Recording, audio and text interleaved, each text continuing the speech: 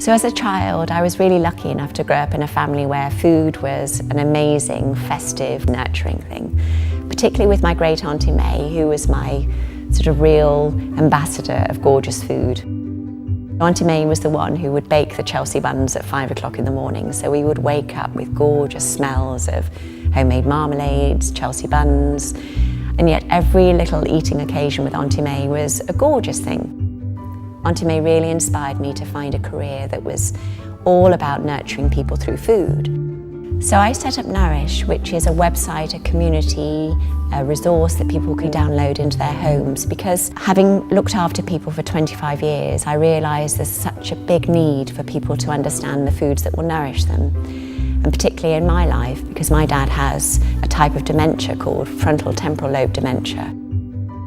That really threw me into a world where I realised that within the dementia setting, no one's really talking about nourishment, because I saw on a local level no one was really communicating about this with Dad.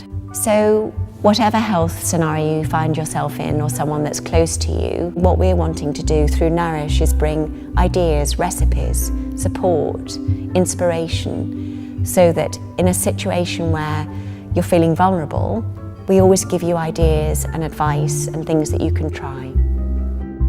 So what we're also wanting with Nourish is to support the carers, and I use that word generally for someone who is caring for someone. So that could be a friend or a relative or a formal carer, because we all want to know what to do for the person that we're caring for, but also we need to know what we can do for ourselves when we're looking after someone, because that's just as important as the person who's going through the tough time. Just being able to reach out, join a forum, post a comment, I bet you'll find someone that is going through exactly the same as you, and in just finding that person and realising you're not alone will just give you support as a carer.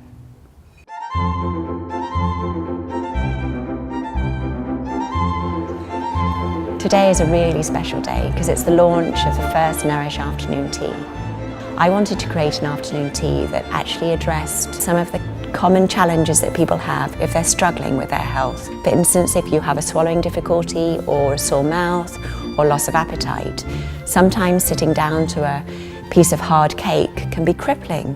So with the Nourish Afternoon Tea, I've created recipes with my team that really get round common problems that people have if they're struggling with their health. We're doing some finger sandwiches here, which are really nice and soft. We cut the crusts off so you don't need to chew on it.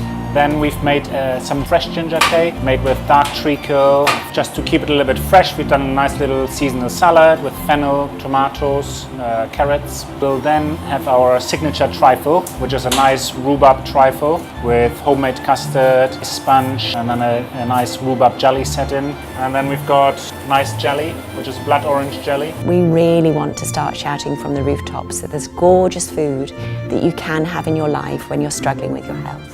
The Nourish Afternoon Tea is something we've created to reach out into communities. Communities are great at bringing about public change because in their own little groups or huge communities, they can really start to lead by people power. So we want care homes, we want local groups of any sort that's just wanting to say, actually we care about people in our community. You know, what you miss when you stop having meals with other people is not just nutrition and food, it's the sociable community aspect of sitting down, chattering, talking. I haven't been able to go out and eat at restaurants with my family because of the fear of what might be in the food and the effects that it might have. And on occasions when we have tried to go out, it's been uncomfortable for them as well as me because they're eating and enjoying themselves and yet I'm not able to take part in that. So for me, being able to bring people into perhaps your home and share food with them brings that enjoyment back, and it's not just for my benefit, it's for friends and family as well, so I think it's a wonderful idea. Families kind of feel isolated, you know, you've got this huge weight on your shoulders and the worry, so for you to go and share a cup of tea and a sandwich with some friends and with people in the same situation, it would be amazing. Well, since coming here and sharing this tea party, this Nourish launch, it's inspired me to go back to a memory cafe that's been set up in Westrham. Once a month people meet to share a cup of tea and a piece of cake But I think now they'll be having a cup of tea and an afternoon tea. Just download a recipe, try a cake, invite someone around from your community.